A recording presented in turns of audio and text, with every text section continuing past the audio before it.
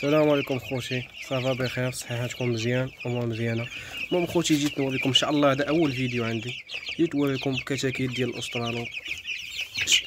اللهم بارك، دم زوين وسياها زوينه. المهم اخوتي هذا ان شاء الله غادي تشوفوهم حيت يكبروا قدامكم ان شاء الله، يكبروا قدامكم وغادي تشوفوا كما كتشوفوا اخوتي. راني ندير لهم حضانه ومقعدهم، والعمر ديالهم اخوتي راه العمر ديالهم دابا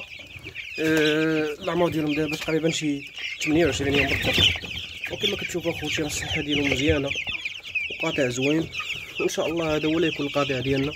غادي تشوفوهم اخوتي قدامكم تكبروا نهار على نهار. غاديو كما كتشوفوا الفليسات راه الصحه ديالهم مزيانه، كما كتشوفوا الصحه ديالهم مزيانه. غنشوف ديما النقا المنقي الماكله ونقاو اخوتي كما كتشوفوا. تبارك الله، حجم الفلوس تبارك الله، اللهم بارك. حجم الفلوس تبارك الله. هذا راه عمره غير 28 يوم بالضبط، تبارك الله اللهم بارك. والله نشوف كما كتشوفوا اخوتي راه ناشطين وصحتهم مزيانه،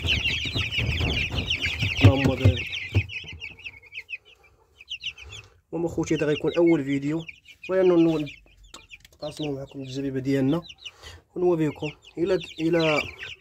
الى عطى تفاعل ان شاء الله هذا الفيديو غادي نتقاسم معكم اخوتي ان شاء الله، ونتقاسم معكم كيفاش بنيت هاد القون ديال الدجاج وشحال التكلفه اللي تقامت عليا.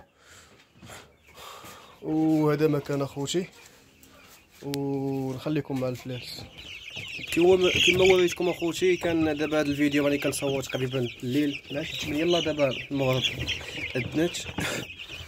المهم اخوتي هذا مكان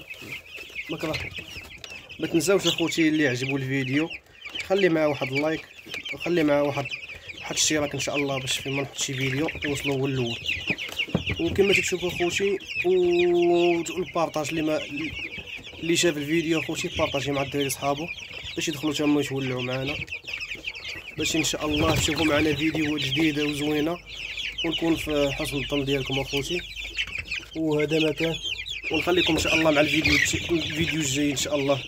المهم خوتي الا ضرب هذا الفيديو لقى تفاعل ان شاء الله غادي نحط لكم غدا الجزء الثاني ديال كيفيه بناء عنبر الدجاج وشحال التكلفه تقدر تقام عليك، ونعطيكم المساحه ديالو وشحال وان شاء الله ما يكون غير الخير كما المهم هذا مكان اخوتي، ونتشوفوا ان شاء الله. وان شاء الله غادي مازال جاي بزاف اخوتي، ومازال نجيبوا سلالات جديده وشكرا لكم اخوتي وان شاء الله.